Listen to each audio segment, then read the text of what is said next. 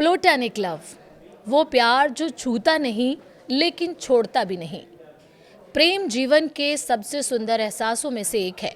जब हम प्रेम कहते हैं तो जहन में आता है आकर्षण, चाहत, रोमांस, साथ ही रहने की ख्वाहिश, शादी, घर और परिवार। लेकिन क्या हर प्यार इन सब तक ही सीमित होता है? क्या आपने कभी ऐसा प्यार देखा है जिसमें चाहत तो बहुत हो लेकिन पाने की लालसा बिल्कुल नहीं? जहां लगाव गहरा हो, विश्वास अटूट हो, समझ इतनी साफ हो कि शब्दों की जरूरत ही ना पड़े। यही है प्लेटोनिक लव, या जैसे आम भाषा में कहा जाता है, अफलातून का प्यार। प्लेटोनिक प्रेम निष्काम होता है। ये पाने की जिद नहीं करता, बस होने की इजाजत चाहता है। मनोवैज्ञानिक कहते हैं इस एहसास को शब्दों में बांधना सबसे मुश्किल है, क्योंकि ये ना तो सिर्फ आकर्षण है और ना ही सामान्य दोस्ती। आकर्षण समय के साथ फीका पड़ सकता है, लेकिन प्लेटोनिक प्रेम वक्त के साथ और गहराता जाता है। ये किसी नाम का मोहताज नहीं होता, फिर भी हमारी यादों में सबसे सुरक्षित जगह बना लेता है। समझना मुश्किल होता है कि रिश्ता आखिर है क्या। ये किसी एक ही इंसान के लिए होता है, धीरे धीरे बढ़ता है, कभी घटता नहीं।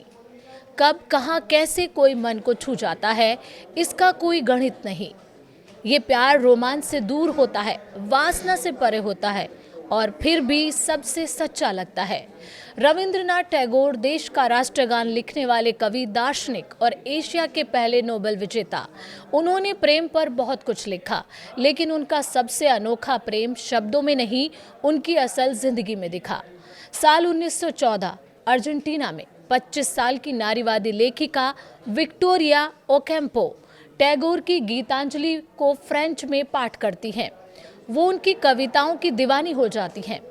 10 साल बाद करीब 1924 में टैगोर पेरू जाते हुए बीमार पड़ते हैं और ब्यूनस आयर्स में रुकते हैं, और यहीं उनकी और ओकेम्पो की मुलाकात होती है।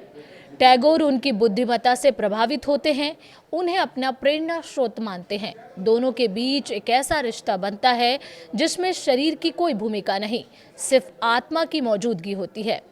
टैगोर उन्हें प्यार से विजोया कहते थे।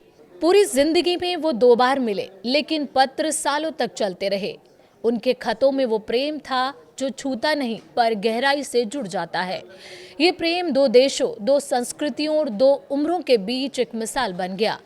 अगर सिनेमा देखें तो साहब बीवी और गुलाम याद आता है।